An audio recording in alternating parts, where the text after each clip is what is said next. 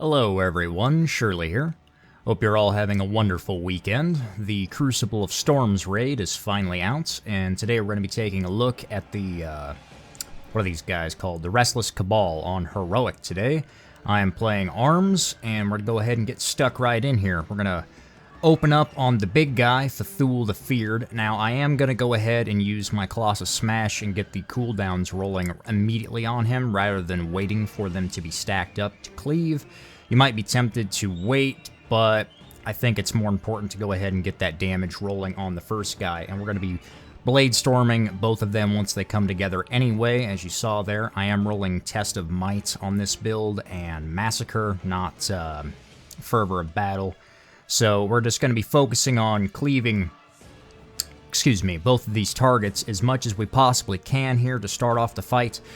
We did move them to the Storm Relic thing here, and getting the big guy, Cthulhu, down to 75% as fast as possible to go ahead and trigger that first transition here.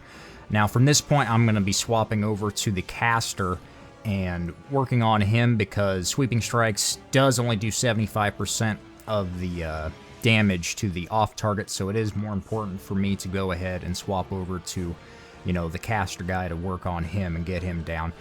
Now, you do have to be avoiding a lot of things during this fight.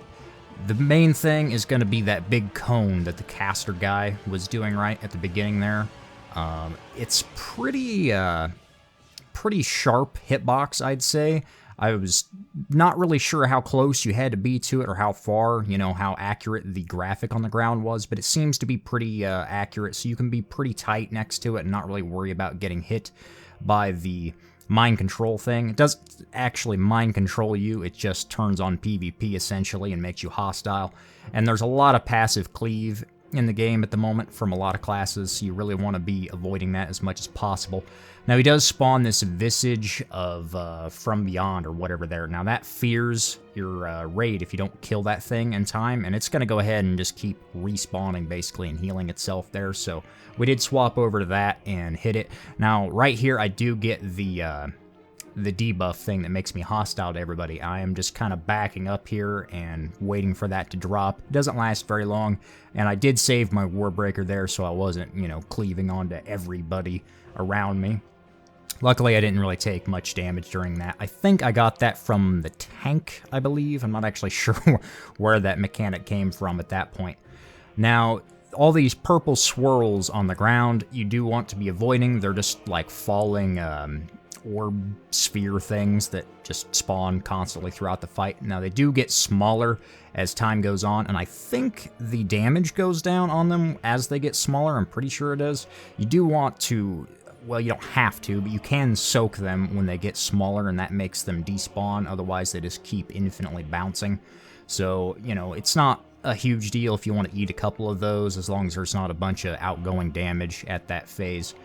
As we're getting down to 50% here, we do go ahead and move both the bosses to the next relic, and we were getting Cthulhu down to 50% to trigger the next transition here, avoiding this cone once again. Now, we do want to make sure that both of these bosses don't transition at the same time, because that's really hard on the healers, so we're going to go ahead and stagger them out a little bit and focus on Cthulhu a little bit harder than the speaker here.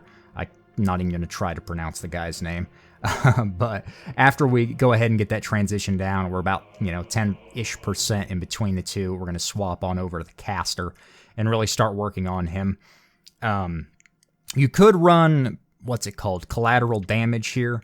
But before I get to that, there is the shield that pops at 50% here. We do want to go ahead and get this thing broken as soon as possible, because that will do a lot of damage to the raid. The ad also spawns at the same time, so we need to be working on him to get that down fast and not get feared. Luckily, a lot of people were on the spot there and working on that. I was mostly focused on getting that shield down right there. But once we got him below 50%, we're going to go ahead and move both bosses to the other relic. I don't even know what this thing is, the trident one. I couldn't even be bothered to tell you what it does, because I don't know on Heroic. It doesn't seem to be that important. I'm sure on Mythic it'll be a lot more important, but for right now, this fight is pretty much just healer intensive and, target priority.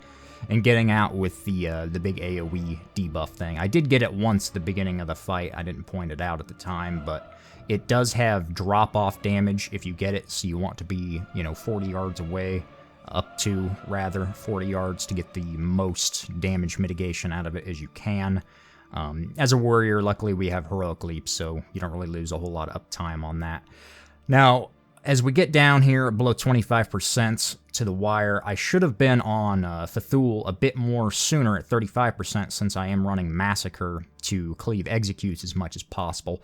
Now, when Sweeping Strikes is down as arms, I am going to be go ahead and Mortal Striking the Speaker here until he gets to 35% as well, because it is important to maintain deep wounds on both targets all the time. It's not, you're going to be gaining DPS by having that bleed up on two things rather than just tunneling executes into the lower target.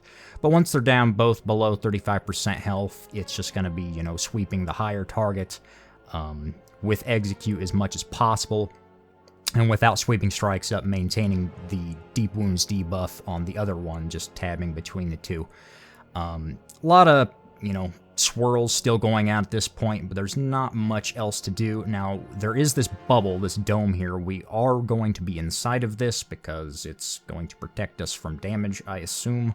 The ad comes up here once again. We're going to be Sweeping Strikes it down. It's going to be constantly respawning or healing itself during this point, and luckily it's right next to the melee group, so it's really easy for us to maintain cleave on it and maintain deep wounds. So I am going to go ahead and tab it over and just throw bleed on it and maintain that debuff on both the bosses' priority right here. Down to the wire below 10%, I'm going to start ignoring it. We're just going to go for the kill.